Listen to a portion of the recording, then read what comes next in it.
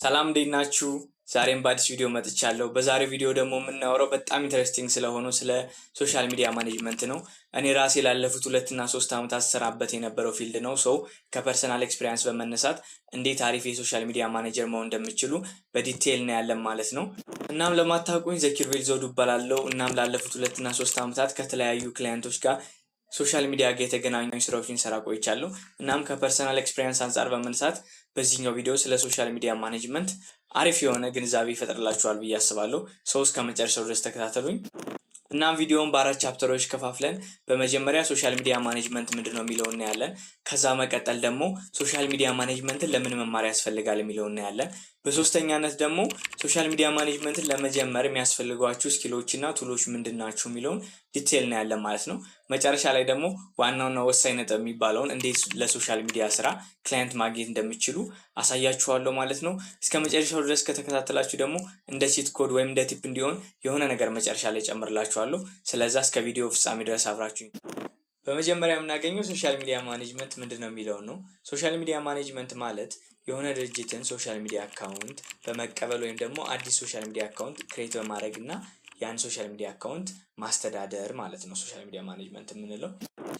ከዛ ባለፈ ጀስት ማስተዳደር ስንል ኖርማሊ ቪዲዮዎችን አፕሎድ ማድረግ ሳይሆን ያለውን ኢንጌጅመንቱን፣ ቪውን፣ ኮሜንቱን፣ ላይኮቹን እና ከተለያዩ ከኦዲየንሳችን ጋር ወይም ደግሞ ያን ቪዲዮ ከሚያዩ ሰዎች ጋር ያለውን ኢንጌጅመንት የሚመለከተው ሁሉም ነገር አናላይቲክሱ ምናምን ማኔጅ ማድረግ እና ያ ሶሻል ሚዲያ ለድርጅቱ ተጨባጭ ለውጥ ወይም ደግሞ ኢንካም ጀነሬት እንዲያደርግ ማድረግ መቻል ማለት ነው ሶሻል ሚዲያ ማኔጅመንት የምንለው።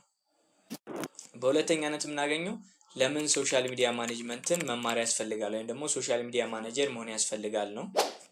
አሁን ላይ ሀገራችን ላይ እንደምታውቁት የተለያዩ ፍሪላንስ የሚያሰሩ ድርጅቶች አሉ። ከዛ ባለፈ ደግሞ ፍሪላንስ የምንሰራባቸው ቦታዎች አሉ።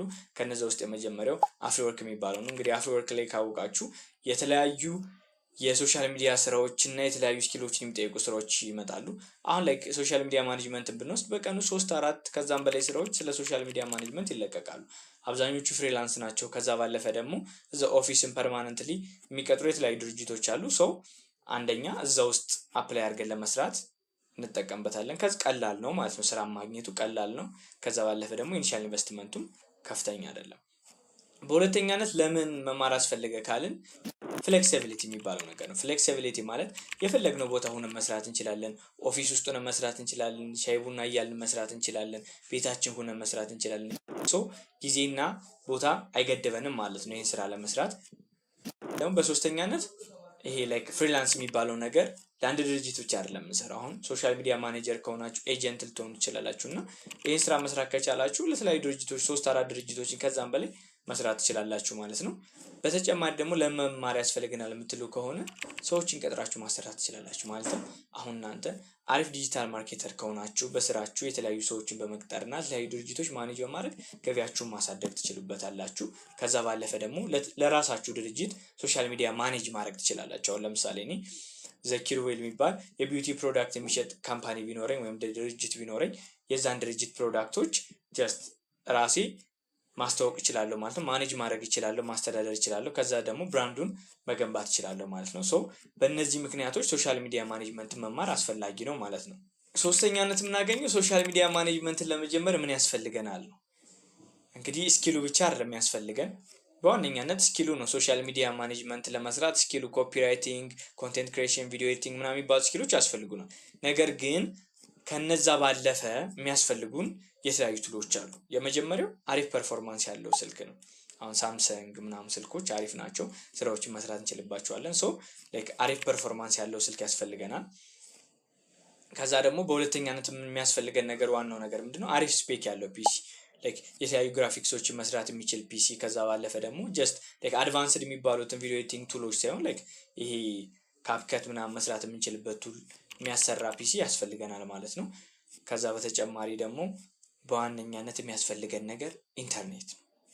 የተለያዩ ሶሻል ሚዲያዎች ላይ አፕሎድ ለማድረግ ኢንተርኔት ያስፈልገናል። ኢቨን ኮንቴንቱን መስራት ብንችል እንኳን አፕሎድ ካላደረግ ነው ምን ጥቅም የለውም ማለት ነው። ከዛ ባለፈ አናላይቲክሳችን የምናይበት ብዙ ነገር የምንሰራበት የምንማርበት ኢንተርኔት ስለሆነ በዋነኛነት የሚያስፈልገን ኢንተርኔት፣ ስልክና ኮምፒውተር ነው። ከዛ ባለፈ ደግሞ ሞር ስራውን እያሰፋን ስንሄድ የተለያዩ ቱሎች ያስፈልጉናል። እሱን ራሳችሁ እያወቃችሁ ስትሄድ የሚያስፈልጋችሁትን ነገር ታውቃላችሁ ማለት ነው። ሶ ላይክ የሚያስፈልጉ ዋነኞቹ ነገሮች እነዚህ ናቸው። አራተኛው በሶሻል ሚዲያ ማኔጀርነት እንዴት ክላይንቶችን ማግኘት እንችላለን። ክላይንት ማግኘቱ ያን ያክል ኮምፕሊኬትድ ነገር አይደለም፣ ነገር ግን ከባድ ነው። ጀስት ለጀማሪ ስትሆኑ ደግሞ በጣም ይከብዳቸዋል። ሶ እኔ እናንተ ብትከተሏቸው ብዬ የማስባቸው 4 መንገዶች አሉ። እናም እነሱን እነግራችኋለሁ ወይም አሳያችኋለሁ ማለት ነው። የመጀመሪያው አጠገባችሁ ያለውን ሰው፣ አሁን ለምሳሌ የፋሚሊ ድርጅት ሊኖር ይችላል፣ ወይም ደግሞ ጓደኛ፣ ቤተሰብ፣ የምታውቁት ሰው የሆነ ቢዩቲ ፕሮዳክት ሊኖረው ይችላል። አሁን የሚሸጥን ጀስት ቢዩቲ ፕሮዳክት ስላልኳቸው ቢዩቲ ፕሮዳክት ብቻ አይደለም፣ ግን አሁን ለምሳሌ ፀጉር ቤት ያላት ሴት ልትኖር ትችላለች። ፀጉር ቤት ያለው ጓደኛ ይኖራቸዋል። ሶ እነሱ ደግሞ ሶሻል ሚዲያ ፖስት ማድረግ የማይፈልግ የለም፣ ሶሻል ሚዲያ ይኖራቸዋል። እና ያ ሶሻል ሚዲያቸው አሪፍ ካልሆነ እናንተ ከእነሱ ጋር በማውራት ጀስት ብር መቀበል አይደለም ዋናው የመጀመሪያው ነገር፣ ክላይንት ማግኘት እና ፖርትፎሊዮ ቢልድ ማድረግ እስከሆነ ድረስ የእነሱን ሶሻል ሚዲያ ማኔጅ በማድረግ መጀመር። ከዛ 1 ወር 2 ወር ከሰራችሁላችሁ በኋላ ፕሮዳክቲቭ ከሆነ ያ ስራችሁ እነሱ እናንተን ይቀጥሯችሁና መኒ ጀነሬት ማድረግ ትጀምራላችሁ ማለት ነው። በሁለተኛነት የምናገኘው ኮልድ ዲኤም ወይም ኮልድ ኮል የሚባለው ነገር ነው። አሁን የተለያዩ ድርጅቶች ሶሻል ሚዲያ ያላችሁ ከዛ ባለፈው ዌብሳይት ያላችሁ ካሉ ጀስት ስልካችሁን ታነሳላችሁ። ሄሎ ጤና ይስጥልኝ ዘኪሩቤል ይባላለሁ፣ እንደዚህ ሶሻል ሚዲያ ማኔጅመንት እና ኮንቴንት ክሬሽን ላይ ነው የምሰራው። ስለዛ እናንተ ድርጅት ሶሻል ሚዲያችሁን ማሳደግ የምትፈልጉ ከሆነ እናንተ ማተኮር ያለባችሁ ክፍያው ምናምን ነገር ጋር ሳይሆን ምን አይነት ጥቅም እንደሚያገኙ የእነሱን ጥቅም ትነግሯቸዋላችሁ እና ኮላብ አድርገን መስራት ከቻልን ምናምን ትሏቸውና ሚቲንግ ሰዓት አመቻችታችሁ እነሱ ኦፊስ ላይ ሄዳችሁ ጀስት የሰራችሁት ነገር ካለ ያንን ማሳየት። ከዛ ባለፈ ደግሞ ኤክስፒሪየንሱ ከሌላችሁ ለዛ ድርጅት ጀስት ለ1 ወርም ሊሆን ይችላል በነፃ ሰርታችሁ ችሎታችሁን አሳይታችሁ እነሱ ላይክ ኦዲየንስ በሚያገኙበት ወይም ደግሞ ደንበኛ አትራክት ስታደርጉላቸው እራሳቸው መክፈል ይጀምራሉ ማለት ነው። ሶስተኛው እና አብዛኛው ሰው መስራት የሚፈልገው ፍሪላንስ ነው። ፍሪላንስ ማለት ቦታና ጊዜ ሳይገድባችሁ የሆነ ቦታ ሆናችሁ ለተለያዩ ድርጅቶች ኦንላይን መስራት ነው። እነዛን ሰዎች ፐርሰናሊ አታውቋቸውም፣ ነገር ግን ፍሪላንስ ሳይቶችን በመጠቀም ሀገራችን ውስጥ አፍሪወርክ አለ፣ ፒኮወርክ፣ አፕወርክ ምናምን የሚባሉ ኢንተርናሽናል ፍሪላንስ መስራት የሚቻልባቸው ዌብሳይቶች አሉ። እነሱን በመጠቀም የተለያዩ ክላይንቶችን በማግኘት ለነሱ በመስራት ማግኘት ትችላላችሁ ማለት ነው። እና ይሄኛው ደግሞ ሞር አድቫንቴጅስ ነው። ከዚ ለተለያዩ ድርጅቶች ባንዴ መስራት ትችላላችሁ። ከዛ ባለፈ ደግሞ ላይክ ታይም ኤንድ ስፔስ አይገድባችሁም። ሰው ፍሪላንሲንግ ተመራጭ ይሆናል ማለት ነው። ስለ ፍሪላንስ ሌላ ቪዲዮ በሰፊው ቪዲዮ መሰራላችሁ ነው የሚሆነው።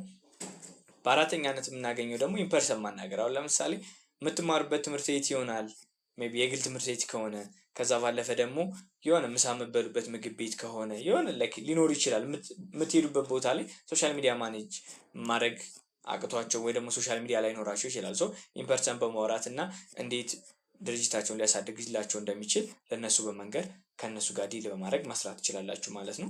ሶ እነዚህን 4 ዌይስ በመጠቀም ለእናንተ የሚስማማችሁ መርጣችሁ ተጠቅማችሁ ክሊየንቶችን ማግኘት ትችላላችሁ ማለት ነው። ቪዲዮውን ስጀምር ነግሬያችሁ ነበር ቺት ኮድ ይኖረኛል ብያችኋለሁ መጨረሻ ላይ። እናም እሱ ቺት ኮድ የሚሆነው ምንድነው? ፖርትፎሊዮ የሚባል ነገር አለ። ፖርትፎሊዮ ማለት ከዚህ በፊት የሰራችሁ ስራ ወይም ኤክስፒሪየንሳችሁን የምታሳዩበት ነው። አሁን ለምሳሌ ቪዲዮ ኤዲተር ከሆናችሁ ከዚህ በፊት ኤዲት ያደረጋችሁት ቪዲዮ የትኛው ነው፣ የእነማን ድርጅቶች ሰርታችኋል ይሏችኋል። እሱን ከነገራችኋቸው ካሳያችኋቸው በኋላ እነሱ የራሳቸውን ላይክ ጀስት ሮ ቪዲዮ ይሰጧችሁና እሱን ኤዲት እንድታደርጉ ነው የሚጠይቋችሁ።